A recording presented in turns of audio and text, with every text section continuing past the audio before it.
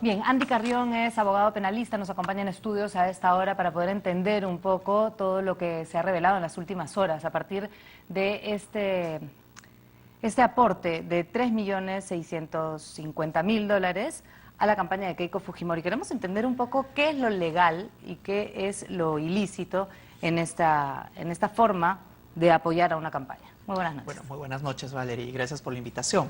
En principio tendríamos que diferenciar, tal como tú lo has preguntado, en qué circunstancias nos encontramos frente a un aporte ilícito y en qué circunstancias frente a un aporte ilícito.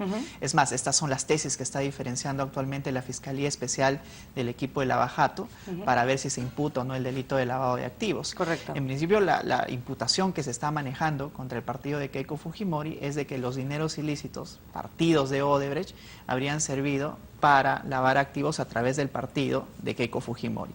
Sin embargo, a partir de la declaración brindada el día de ayer por Dionisio Romero, es de que también esta institución crediticia o la corporación, Credicorp en realidad, habrían entregado estos $3.600.000 y tantos para financiar la campaña de Keiko Fujimori. En rigor, al haber también ellos declarado de que esto se insertó en la contabilidad y de que también estaba auditada ya ese aporte, entonces no habría un origen ilícito del dinero. Se puede cuestionar las formas, el hecho de cómo se realizó la entrega en efectivo, o también las formas en las que el propio partido de Keiko Fujimori insertó dentro de su propia contabilidad a través del pitufeo, pero en rigor no habría una presunción de ilicitud frente al origen de los dineros que finalmente fueron a parar al partido de Keiko Fujimori. Si el origen no es ilícito, entonces digamos que no hay la posibilidad de que sea lavado de activos. Pero luego sí hay otras formas, lo que usted decía, que podrían de alguna manera comprometer. ¿A quién compromete más? ¿Al empresario, a la corporación o a Keiko Fujimori y al partido? Habría que diferenciar ambos planos, ¿no? ¿Qué infracciones habrían cometido en este caso los empresarios que financiaron al partido de Keiko Fujimori y qué infracciones habrían cometido Keiko Fujimori y los que pertenecen al partido? Si partimos por este último caso, naturalmente, al no haber reportado a la OMPE los orígenes de los dineros, esto sería pasible de una infracción administrativa, como también la falsa declaración en procedimiento administrativo, pero que por lo eximio de los años de pena, al día de hoy ya habrían prescrito. Vayamos ahora al otro lado. Sí, pero estamos hablando de faltas administrativas, pero también en varias investigaciones donde se señalaba que habían aportes fantasmas o pitufeo y todas las versiones que la señora Keiko Fujimori negó paso a paso. Eso podría de alguna manera también involucrarla de alguna manera, de alguna forma en ser responsable, en haber mentido, de alguna... Respecto al caso en específico del financiamiento que apuntaló Credicorp, no hay alguna responsabilidad porque en principio no hay un origen ilícito de los fondos.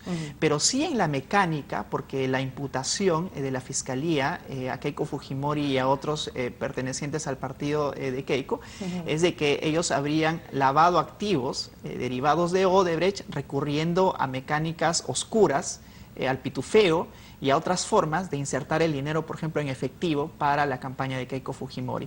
Al haber declarado, no solamente Dionisio Romero, sino que vemos también que el día de hoy ha declarado otro empresario de que habrían donado $200.000 y habrían depositado en efectivo, no depositados, habrían entregado en efectivo a Keiko Fujimori, entonces sedimenta un poco la tesis fiscal de que Keiko Fujimori era la protagonista de la recepción de los dineros que daban no solamente los empresarios, sino que también podría realizarse la analogía con el caso de Odebrecht, de que serían estos quienes habrían entregado dinero no a espaldas de Keiko Fujimori, sino con el conocimiento de ella, y prueba de ello son las declaraciones de los dos empresarios que han vertido tanto el día de ayer como hoy a la propia Fiscalía de la mecánica que hacían para la entrega de los dineros. Ya, pero una cosa es la mecánica de algunos empresarios que han querido colaborar, las cantidades, que eso también deberíamos ver cuáles serán las cantidades posibles de entrega y el no bancarizarlo. Y lo otro es lo que se ha señalado por parte de Odebrecht, que estaba escrito en la agenda de Marcelo Odebrecht o que Barata ha señalado directamente. Y eso no quita, una cosa no quita la otra. No quita una cosa a la otra, tal como tú lo estás mencionando, pero habría que ver cuáles son las virtudes y defectos de la declaración que apuntalaron el día de ayer y hoy los empresarios.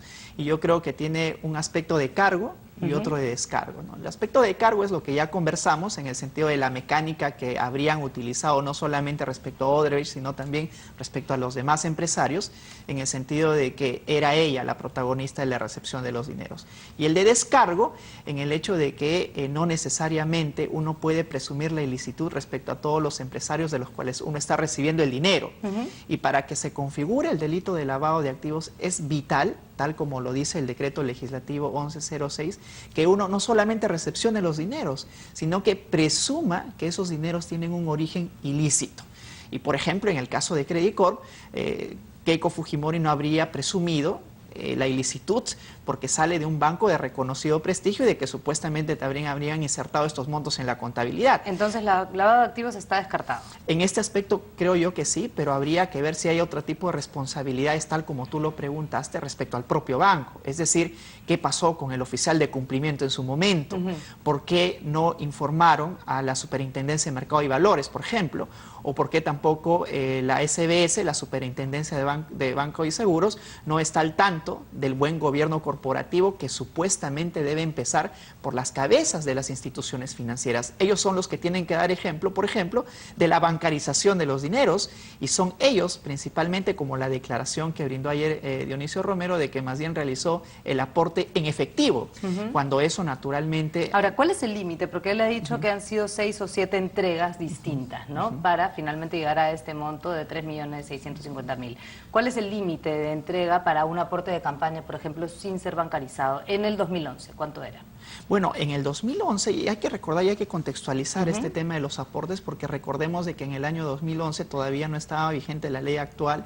Que es de una UIT. Que es de una UIT. 4.200 soles. Exactamente. En la época, sin embargo, también se aplicaba de manera tangencial esta norma de que tendría que ser los 402.000, pero hay que ver que la fecha del UIT antes era distinta, ¿no? Los UITs se van variando de acuerdo a los años. Y pero no había era un límite. Había necesariamente un límite, y de ahí podría infringir también un delito electoral, porque uno tiene que declarar. Hay un límite, y si uno no cumple con ese límite, simplemente infringe la norma que está establecida por la ley electoral. Entonces, ¿falta administrativa o delito? Únicamente hay una falta administrativa. El solo hecho de que uno exceda el límite máximo permisible no implica automáticamente la configuración de un delito. La configuración del delito de lavado de activos, como es este caso, solamente se podría realizar si es que advertimos una ilicitud en el origen del financiamiento, y eso no se configura automáticamente por el exceso del límite máximo permitido, donde sí podría configurar únicamente una infracción administrativa, que en este caso sí podría configurar por los $3.600.000 que ya hemos noticiado de que sí Dionisio Romero aportó a la campaña de Keiko Fujimori. Y las leyes fueron cambiando también. En el 2006 también hubo aportes de $650.000 a 2 campañas. No se ha dicho exactamente los montos, pero también debe haber habido límites. Sí, claro que sí, siempre han habido límites. El problema es de que las infracciones administrativas son muy fáciles de prescribir. Habría que ver si es que al día de hoy, así como el delito de falsa declaración en procedimiento administrativo ya prescribió a la fecha, también en el ámbito administrativo existen plazos de prescripción, con lo cual al día de hoy ya no serían perseguibles esas infracciones administrativas. Ahora, hay 2 versiones, ¿no? Una de la abogada de Keiko Fujimori y otra que es la tesis fiscal. Y las 2, de alguna manera, dicen que estas declaraciones del empresario Dionisio Romero los favorecen, ¿no? En el caso de Keiko Fujimori, porque finalmente se ve que los aportes no eran ilícitos, y por el otro lado, que sí había pitufeo.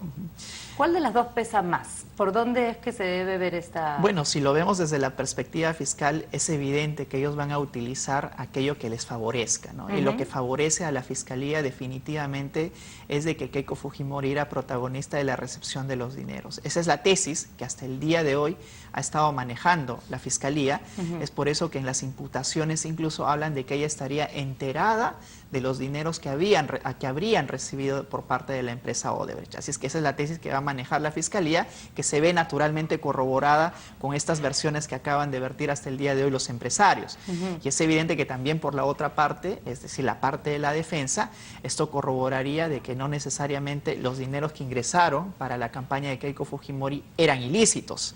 y es lo que ahora mismo estamos corroborando. Entonces, ¿por qué tantas veces Keiko Fujimori dijo que no habían esos aportes o, por ejemplo, que estos aportantes no existían o que sí existían, que ellos corroboraban que habían dado el dinero y de alguna manera no permitía? ¿Es obstrucción tal vez a la justicia y a las investigaciones? No necesariamente, a pesar de que los fiscales últimamente han estado utilizando el hecho de no dar una versión certera de lo que ha sucedido como un elemento de obstrucción a la justicia. Y te lo digo por lo siguiente, porque cuando uno está imputado en una investigación, también le asiste el derecho a mentir. Es decir, el hecho de no decir la verdad no implica de que esté obstruyendo a la justicia. Eso es un derecho fundamental que le asiste a cada uno de los que están investigados. ¿Omitir o mentir? Ambos. Uno puede omitir una información o puede mentir. Quien sí no podría mentir u omitir una información es el testigo en cualquier investigación. Y en este caso, naturalmente, el hecho de no haber dicho que ella había recibido aportes de algunos empresarios, lo ha certificado ahora, entiendo que con un post en el que ella publicó de que había guardado silencio por el temor o porque se lo habían pedido los empresarios de la reserva respectiva respecto al financiamiento. Todo eso es válido. Y todo eso naturalmente es válido, habría que ver ya cuál es la tesis que va o la hipótesis que va a manejar la Fiscalía en este sentido, porque debemos de llegar a cuenta de que los aportes no solamente han sido incluidos por parte de Odebrecht, sino que ya al día de hoy con estas declaraciones vemos de que han sido otras empresas y las más grandes del Perú que han invertido un dinero lícito, repito, lícito a la campaña de Keiko Fujimori. ¿No hay ninguna carga penal en todo lo que se ha revelado en las últimas horas? Sí, como te lo dije al inicio de la entrevista, puede haber un delito de falsa declaración en procedimiento administrativo y también hay infracciones administrativas que pueden devenir del hecho de no haber declarado a las instituciones pertinentes la donación en efectivo de estos $3.600.000. ¿Pero podrían tener una sanción penal estas faltas administrativas? En rigor no, porque están en un plano distinto, pero si me preguntas únicamente por las infracciones penales, si es que eventualmente se les podría imputar el delito de falsa declaración en procedimiento administrativo, ya habría prescrito, con lo cual no habría sanción penal alguna, pero de ello no se desprende de que sí pudiera concurrir algún tipo de infracción administrativa, porque ellos tenían la obligación de informar a la SBS, por ejemplo, y también de informar a la Superintendencia de Mercado de Valores, que no sé si es que al día de hoy ya lo habrán hecho. Pero ha prescrito, entonces de alguna forma tampoco habría que... Quizás una sanción pecuniaria, ¿no?, en el ámbito de que ellos tienen que informar. ¿Por qué? Porque lo que hace, por ejemplo, la Superintendencia de Mercado y Valores y la Superintendencia de la Bolsa y Seguros es velar por los dineros de los inversionistas, ¿no? Tiene que velar por los dineros, por la transparencia, por la fiabilidad y por el buen gobierno corporativo. Y el hecho de financiar un partido político con $3.600.000 en efectivo tuvo que haber levantado algún tipo de alerta dentro del sistema preventivo antilavado que tienen todas las instituciones financieras. Entonces lo que tendría que investigarse ahora es qué pasó, por qué no se informó en su momento o por qué no se elevó alguna alerta de que estaba saliendo estos dineros. Entiendo, hasta ahora todavía no lo han aclarado, con la finalidad de financiar al partido político de Keiko Fujimori, porque de las propias declaraciones que ha vertido el día de ayer Dionisio Romero, no se desprende que en la contabilidad se haya ingresado de manera directa que era el objetivo de financiar a un partido político. Eso lo van a tener que ver en las instancias pertinentes como las que te acabo de mencionar, específicamente la SBS, ¿no? Y también si son dineros familiares, aportes familiares, que es como de alguna manera se han explicado estas entregas, ¿tendrían que saltar las alarmas? Evidentemente, ¿no? Al ciudadano común, si es que uno hace una transacción por más allá de $10.000, ya uno tiene que firmar una carta, una declaración en la que está depositando o transfiriendo dineros lícitos. Imagínate, o retirando, en todo caso. O retirando, ya con $10.000. Imaginémonos con sumas y montos superiores. Tendría que haber habido un sistema de prevención, en este caso antilavado, que haya advertido eso, o al menos que lo haya reportado como una actividad sospechosa. Ya veremos en el transcurso si es que en realidad se han activado, ¿no?, estas alertas, se han saltado las alertas, se han informado a las instituciones pertinentes, o si en su momento han incorporado una investigación interna sobre estos temas, ¿no? Muy bien, muchas gracias por venir a explicarnos un poco. Muchas gracias, Valeria. Al doctor Andy Carrión. Vamos a hacer una pausa. Bueno.